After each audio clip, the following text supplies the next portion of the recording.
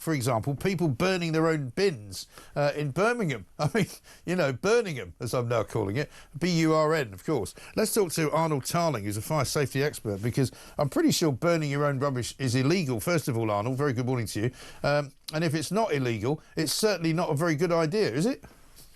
Well, certainly not. You know, they have a Clean Air Act up in Birmingham at the moment, as they do in London and other places, but that's only in regards to smoke coming out of chimneys. Right.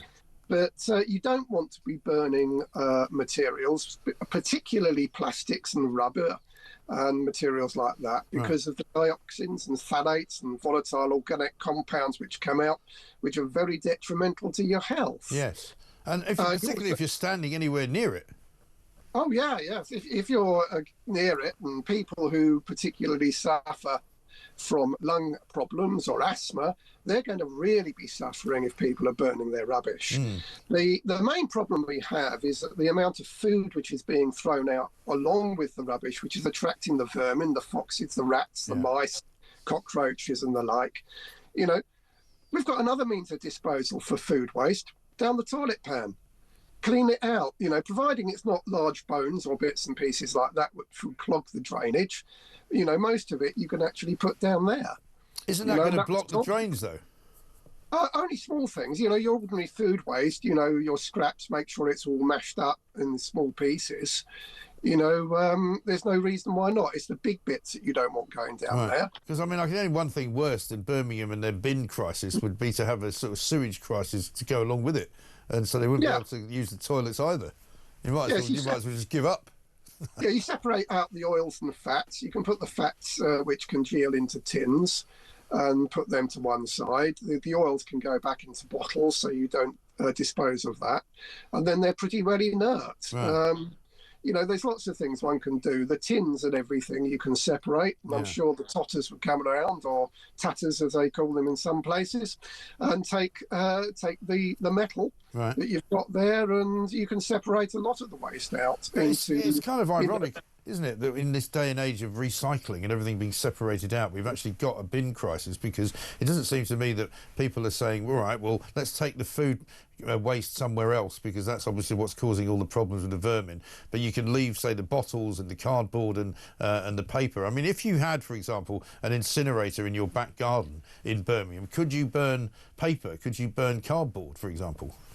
Yes, well, paper and cardboard, but you can burn timber, wood, bits and pieces you can burn, providing it's not been treated with any chemicals or painted, because again you're getting into a very nasty mix. Right. But again, it's the particulates which are coming out from the fire which would affect people with breathing problems. Sure. But is it actually legal, though, to have a fire in your back garden? If you wanted to have, you know, a bonfire, or buy one of those incinerators from one of the garden centres which are selling them to you, because I was under the impression that you can't actually burn anything without permission from the local council.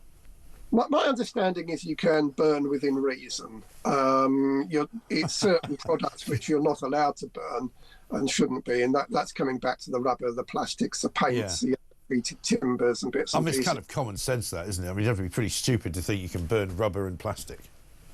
Well, you'd be amazed by how many people chuck silly things into fires. I know. I mean, unfortunately, there are a lot of stupid people in the world. But so, I mean, obviously you're not going to recommend that they do it, but I mean, if there is still this problem, because we're entering a second month now, although some parts of Birmingham haven't had proper bin collection since the beginning of January.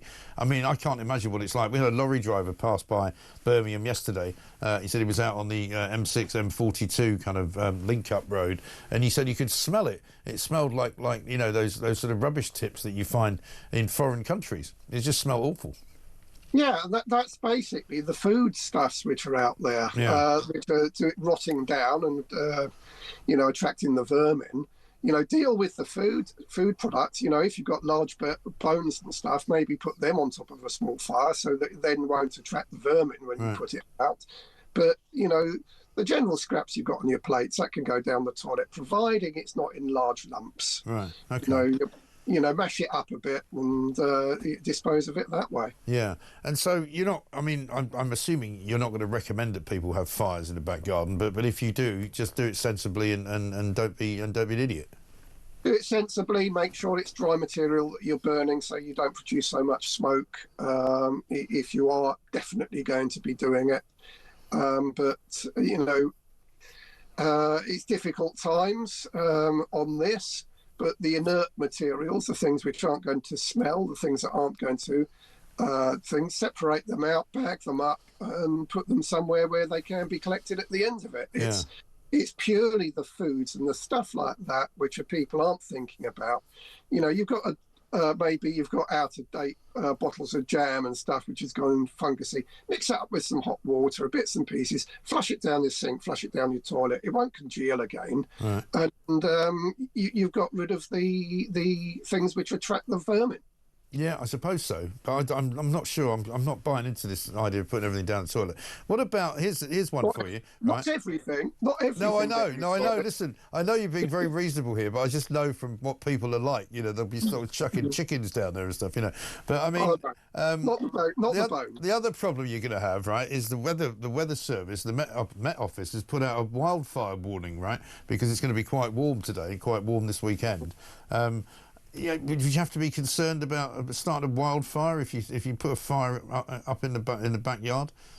Well, you've got that in the backyard. You've also got spontaneous combustion from the amount of rubbish which has been dumped with plenty of oxygen around it. You know, particularly when it's become wet and damp inside it. And then you will. It could actually go on fire, couldn't it? Without anyone throwing a match on it. Could it actually spontaneously combust then?